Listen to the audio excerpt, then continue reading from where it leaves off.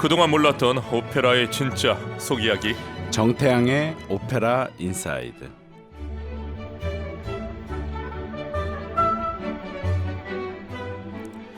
피아니스트 정태양 선생님, 오늘도 출연하셨습니다. 안녕하십니까? 네, 여러분 안녕하세요. 피아니스트 정태양입니다.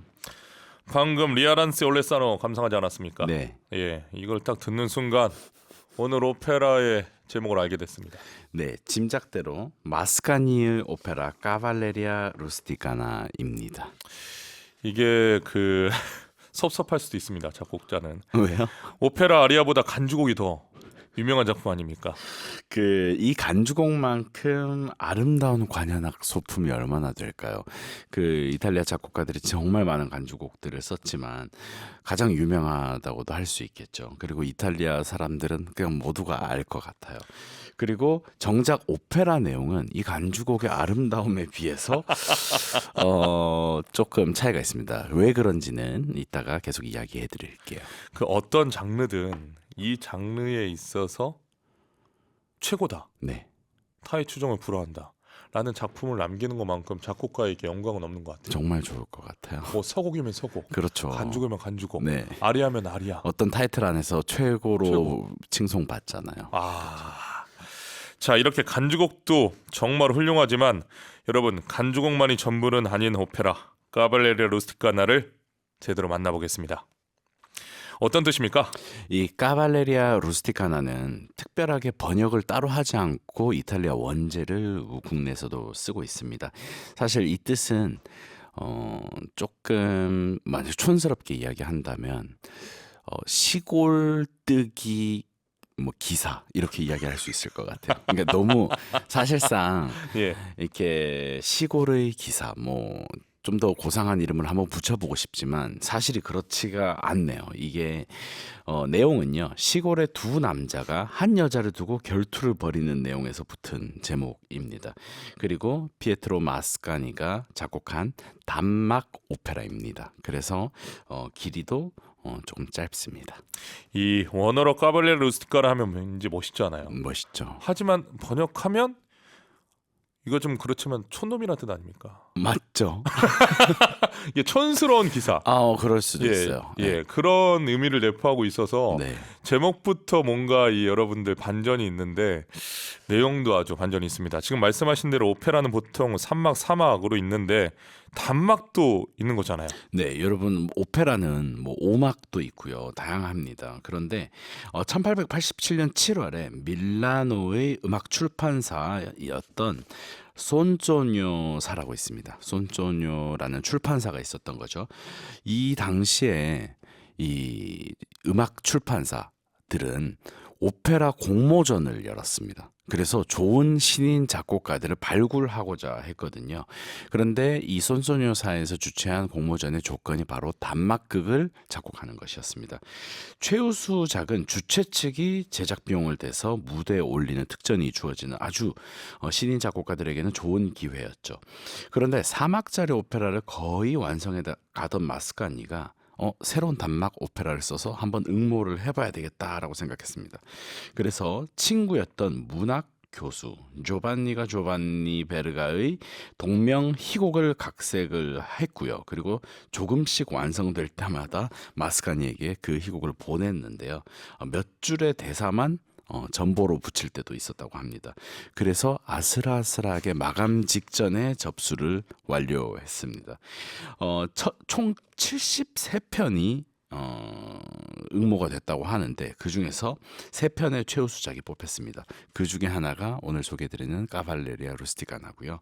그리고 1890년 5월에 로마에서 초연하게 됩니다. 와, 이 콩쿨도 그렇고 공모도 그렇고 이렇게 마감이 있는 이 퍼포먼스에 그렇죠. 이 좋은 작품들 또 이 스토리가 많이 탄생되는 것 같습니다. 그리고 이렇게 공모전을 해서 정말 오페라라는 규모가 큰 공연을 올려주는 이런 기회는 요즘은 진짜 거의 없는 거잖아요. 네. 그래서 참 좋았다라는 생각이 들어요. 자고 일어나니 스타가 됐다. 마스카니에게 해당되는 말입니다. 요즘으로 치면 지금 우리가 대화를 나눈 오디션 프로그램에서 1등을 해서 화려한 조명을 받게 되는 그야말로 스타 탄생 아닙니까? 그렇죠. 이 마스카니는 사실 빵집 아들이었습니다. 그리고 밀라노 베르디 음악원을 푸치니와 함께 다녔다고 해요. 오호. 그리고 같은 하숙방에서 지낸 적도 있다고 합니다. 라보엠입니까? 그러니까 라보엠 속의 그 가난한 예술가들과 좀 비슷했죠. 네. 이 마스카니가 남긴 오페라가 딱 15편이 있거든요. 그리고 오페레타가 한 편이 있고요. 평생에 걸쳐서 작곡에 매진을 했는데 히트작은 까발레리아 루스티카 하나밖에 없습니다. 저는 충분하다고 생각합니다. 충분하죠. 예. 그 당시에 이 마스카니의 생계는 충분하지 않았겠지만 그렇군요. 우리 관객들로서는 사실 그 위대한 한 편으로도 뭐 충분한 느낌이 듭니다. 충분하다고 이야기했지만 솔직히 다른 작품들도 좀 궁금합니다. 다른 작품도 간헐적으로 예를 들어서 뭐 라미코 프리츠 이런 작품의 아리아들이나 듀엣은 연주하기는 하는데요. 이게 가끔 이런 작곡가들이 있는 것 같아요. 생애 전반을 통해서 거의 모든 작품이 좋은 경우도 있지만 한 작품만 성공하는 그런 사람도 있는 것 같습니다. 알겠습니다. 자, 마스카니의 처음이자 마지막 히트작 까발레리아 루스티카라 등장인물부터 소개해 주시죠. 네, 남자 주인공 뚜리뚜가 등장합니다. 막 제대한 청년이고요. 산투자와 결혼을 약속하지만 마음은 여전히 옛 여인 롤라에게 있습니다. 그리고 여주인공 산투자인데요. 뚜리뚜의 현재 애인이고 뚜리뚜에 대한 그 나중에 그 사랑의 배신에 대한 그 화가 막 나고 또 분노 그리고 질투가 있는 그런 여성입니다.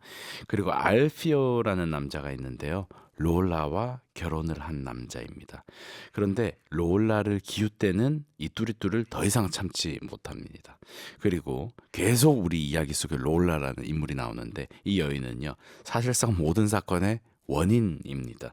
더 이상 뭐 설명 안 드려도 되겠죠. 알겠습니다. 자, 이야기의 배경은 1880년경 시칠리아의 작은 마을이고요. 부활절 아침입니다. 네, 첫 장면은 알피오가 일하러 간 사이에 롤라와 밤을 보낸 뚜리뚜의 아리아입니다. 이 아리아에서 롤라의 미모를 찬양하죠. 그리고 아무것도 모르는 이 남편 알피오는요, 운송 마차를 몰고 나타나서 사랑스러운 아내 덕에 내가 힘든 줄도 모르고 이랬다라면서 노래를 합니다. 그 노래가 굉장히 남성미가 넘치고 또 리드미컬해서 이 알피오의 성격을 드러낸다고 할 수 있습니다. 그리고 산투자가 뚜리뚜의 어머니를 찾아가서 하소연을 하게 되거든요. 우리가 이 연인 사이인데 왜 자꾸 저 뚜리뚜가 다른 생각을 하고 있을까요? 하면서 하소연하는 어머니도 아시다시피라는 노래가 이어집니다. 여기까지 스토리를 들었는데 벌써 음악이 듣고 싶어집니다. 오늘 어떤 음반으로 듣나요? 네, 오늘 주세페 디 스테파노. 와우. 네, 제가 생각하는 뭐 최고의 뚜리뚜 중에 한 분이고요. 네. 그리고 들려드렸었지만 마리아 칼라스의 음성을 가지고 올 수밖에 없었어요. 너무 좋아요. 왜냐하면 네. 이 마리아 칼라스와 주세페 디 스테파노의 그 조합이 너무 좋아서요. 이 케미는 뭐. 네, 다른 작품에서도 제가 네. 너무 좋아하고 또 이탈리아의 대바리톤인 롤란도 파네라이 등이 출연을 합니다. 그리고 라스칼라 극장의 음악 감독이었던 툴리오 세라핀이 지휘를 하시고 라스칼라 극장 오케스트라와 합창단이 녹음한 음반입니다. 이게 최고 전성기의 마리아 칼라스 그리고 주세페 디 스테파노의 그 가창이 그 발성 스타일이 저는 이 마스카니나 요쪽 시대의 음악에 가장 잘 어울린다고 생각하거든요. 그리고 롤란도 파네라이는 우리 대중분들께 익숙한 이름은 아니지만 정말 명바리톤으로 유명한 성악가입니다. 이 음반이 1953년이죠. 네, 맞습니다. 이 세 가수가 그야말로 빛나는 전성기 때 그렇죠. 그야말로 전쟁 아닙니까? 참 모이기 힘들었을 거예요. 거기다가 뭐 툴리오 세라핀의 지휘니까. 자, 얼른 들어보겠습니다. 보일러 사페테 어머니도 아시다시피 툴리오 세라핀이 지휘하는 밀라노 라스칼라 극장 오케스트라가 함께합니다. 오페라 카발레리아 루스티카나 중 보일러 사페테 어머니도 아시다시피 산투자 역의 마리아 칼라스 툴리오 세라핀이 지휘하는 밀라노 라스칼라 극장 오케스트라 연주였습니다. 이 오페라가 베리스모 오페라 효시라고 불립니다. 베리스모 오페라, 이 시간에 몇 번 나왔던 용어인데요. 다시 한번 설명해 주실까요? 네, 베리스모 하면 사실적이다 이런 말인데요. 보통 오페라의 주제가 뭐 궁정에서 일어나는 일이나 신화 속의 이야기 그리고 뭐 성경 속의 이야기 그런 것들을 담고 있었는데 이 당시가 되면 우리 주변에 일어날 만한 일들을 담자. 그런데 사실 오늘 오페라의 내용도 주변에서 일어날 만한 일까지 가진 않습니다. 왜냐하면 굉장히 큰 어떤 사건을 담고 있기 때문에요. 그렇지만 자극적인 소재라도 실제적인 이야기, 우리들의 이야기를 담자라는 사조가 이제 불어닥쳤고 음악뿐만 아니라 문화계 전반에 그런 것들이 유행했었습니다. 자, 기존 오페라와 음악적 차이가 좀 있을까요? 근데 기존 오페라들은 사실은 조금 더 형식에 얽매이는 측면이 있었어요. 말을 하는 부분, 그리고 이제 노래를 하는 부분, 그리고 이때쯤 되면 두 명이서 부르는 노래가 꼭 나와야 되고 합창단도 나와줘야 되고 이런 형식이 있었는데요. 네. 이때가 되면 그런 것들이 많이 무너지게 되죠. 그렇군요. 흥미로운 게 레온 까발로의 빨리아치와 좀 겹치는 부분이 있습니다. 세트로 두 작품이 공연되기도 하지 않습니까? 네, 사실은 많은 관객분들께서 많은 티켓값 지불하고 오셨는데 50분 보고 가시기는 너무 짧죠. 짧은 거예요, 사실은. 그래서 이런 베리즈모 시대의 두 작품을 합쳐서 50분 공연하고 잠깐 쉬고 또 50분 공연하고 이런 경우가 있고 뜬금없이 저는 예를 들어서 또 푸치니 작품 중에 자니스키키라는 작품도 한 50분 정도거든요. 저는 어떤 프로덕션에서 모차르트의 라이벌이었다고 전해지는 살리에리의 작품 50분짜리와 그리고 그 자니스키키를 붙인 경우도 봤었어요. 어허. 굉장히 그런 다양한 시도를 많이 하고 있죠. 자, 그렇습니다. 자, 바람난 아내 때문에 비극적 결말로 치닫는 광대의 이야기인데, 자, 말하자면 사건 반장이나 궁금한 이야기 이런 TV 프로그램에 나올 만한 내용입니다. 자, 대놓고 전애인과 만나는 투리투와 분노로 활활 타오르는 산투짜 한판 붙겠죠? 네, 광장에서 투리투와 산투짜가 만나게 됩니다. 이 산투짜가 너 어디 갔다 왔어? 부터 시작해서 추궁을 시작합니다. 저 항상 이제 물론 그 다음에 들려드릴 노래의 가사인데 제가 그거 우리 국어로 생각하면 항상 혼자 좀 웃음이 나와요. 네. 산투짜 너 여기 있구나. 그러니까 너 어디 갔었어? 거기 없던데. 뭐 이런 이야기를 막 시작하거든요. 근데 둘이 싸우고 있는데 롤라가 나타나서 지나갑니다. 그 두 사람 사이를 한번 도발하고 가는 거죠. 아하. 그래서 이 싸우는 음악은 굉장히 단조에 어둡고 격렬하잖아요. 그런데 갑자기 이 약 올리는 듯한 그 롤라의 노랫소리가 들려오게 됩니다. 그리고 산투짜가 뚜리뚜를 잡고 이제 애원을 하게 됩니다. 제발 나를 이제 버리지 말아 달라는 그런 제스처를 취하게 되죠. 그런데 뚜리뚜는 이 산투짜에게 그러니까 사람을 상대로 할 수 없는 막 욕들 그리고 네가 나를 막 너무 힘들게 한다고. 그래서 이 뚜리투와 정말 어마어마하게 싸우게 됩니다. 자, 바로 이제 이 장면을 들어볼 텐데 우리가 그동안 듣던 사랑의 이중창을 상상하면 안 되지 않습니까?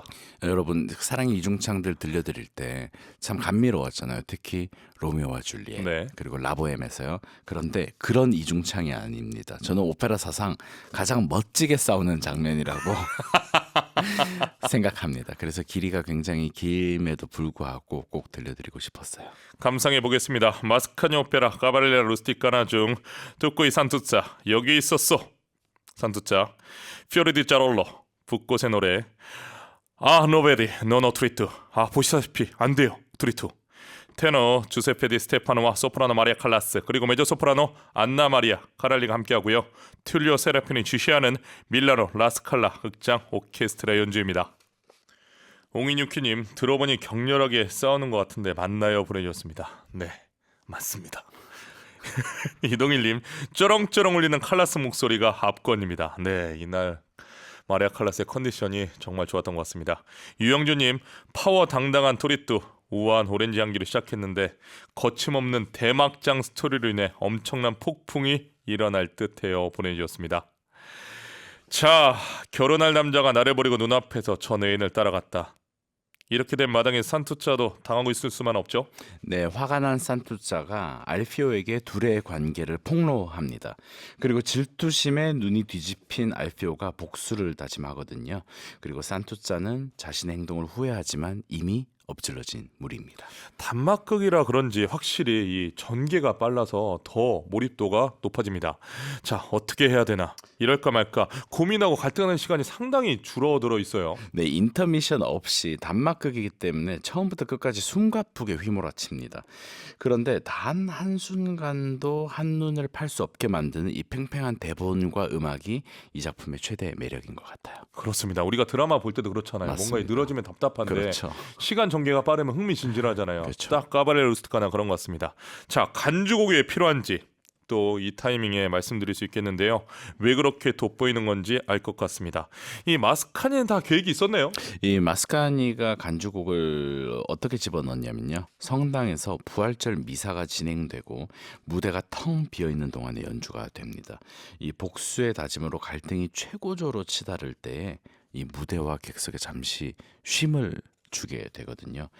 그 봄이 시작되면서 그 시칠리아가 남쪽이기 때문에 막 꽃이 피고 또 바다가 있고 그런 평화로운 이 부활절 아침을 보여주면서도 폭풍전야의 이 고요함을 보여주는 아주 독특한 긴장감을 유발하는 곡입니다. 네, 오늘은 오랜만에 우리 정태영 선생님 라이브 연주를 준비해 주셨습니다.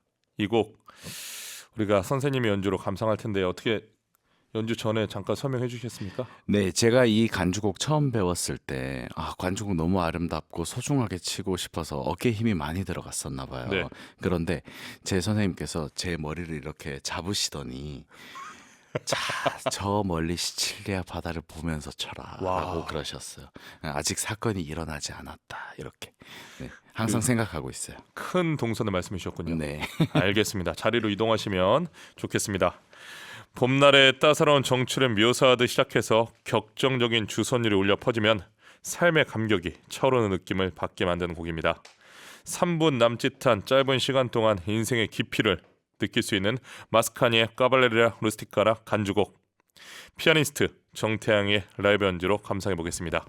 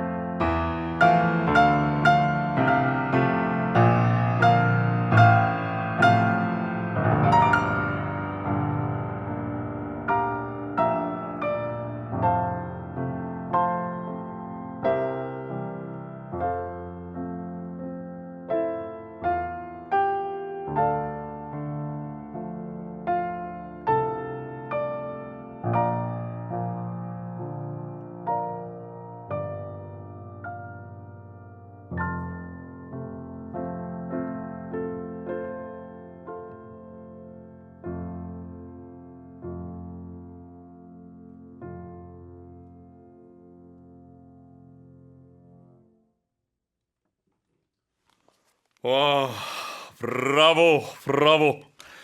피아니스트 정태양의 라이브 연주로 들어본 마스카니 오페라 까발리에라 루스티카나 간주곡이었습니다. 이 연주하시는 중간에 살짝 그 위기가 있었는데도 불구하고 너무 연주를 잘하셔가지고 네. 살짝 마이크가 내려왔습니다. 감사합니다. 예, 근데 저희가 마이크를 올리는 과정에서도 집중력 높게 연주를 해주셔서 너무 감사합니다. 너무 멋집니다. 자, 이렇게 간주곡을 기점으로 이제 오페라는 파국으로 치닫습니다. 네, 성당에서 나온 마을 사람들의 활기찬 건배 소리가 흐른 뒤에 롤라와 뚜리뚜가 술집에서 술을 마시고 있는데 알피오가 나타나서 결투를 신청합니다. 자, 좀 분위기가 무섭지 않습니까? 그런데 이게 부활절 하루 동안에 일어난 일이잖아요. 네. 왜 하필 부활절일까요? 그 잔인함과 예. 거룩함의 선명한 대비를 주기 위한 목적입니다. 어허. 이 당시에 이탈리아 국민들은 모두 이 부활절의 의미를 제대로 알고 있었기 때문이고요. 그리고 유럽 시골에 사람들이 가장 모이는 곳이 부활절 교회 앞이기 때문이기도 합니다. 가장 사람들이 많이 모이는 시기를 일부러 선택했군요. 그렇죠. 자, 이어서 또 하나 궁금증.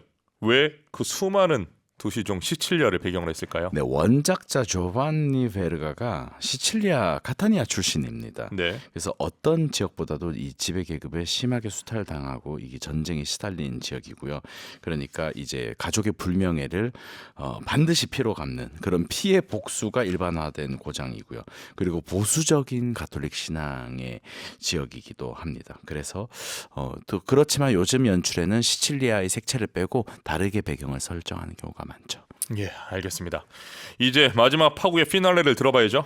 네, 이 피날레 많은 분들 좋아하실 것 같습니다. 대미를 장식하는 가장 극적이고 가슴 절절한 테너의 아리아인데요. 어머니, 그 포도주는 독하군요라는 아리아입니다. 이 뚜리뚜가 어머니에게 애써 태어난 척 산투짜를 이제 잘 돌봐달라고 부탁한 뒤에 결투를 하러 나가는 그런 노래라고 할 수 있습니다. 그리고 나서 마지막에 결투가 보이지 않는 곳에서 일어나고 마을의 어떤 여인이 뚜루뚜가 살해당했다라는 이런 외침으로 오페라가 마무리됩니다. 네, 결투 장면을 직접 보여주지 않고 그냥 오케스트레이션만으로 처리했거든요. 이것도 의도가 있겠죠? 그냥 음악으로 들으니까 관객들의 상상력이 더 풍부해지는 것 같아서 저는 훨씬 더 극적으로 들리더라고요. 네, 알겠습니다. 이렇게 인상적인 작품을 쓴 걸 보면 마스카니가 충분히 푸치니와 어깨를 나란히 할 수 있었다라는 생각도 듭니다. 그런데 너무 기대가 컸던 게 독이 된 걸까요?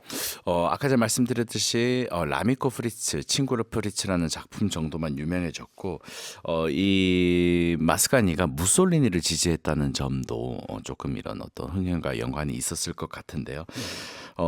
하지만 약간 작품 전반에 나타나는 매너리즘이 좀 부정적인 평가를 받았다라는 그런 이야기가 있더라고요. 하지만 오늘 여러분들이 들으신 이 카발레리아 루스티카나를 통해서 이 마스카니의 그런 절정의 그런 음악성을 느끼실 수 있었을 것 같습니다.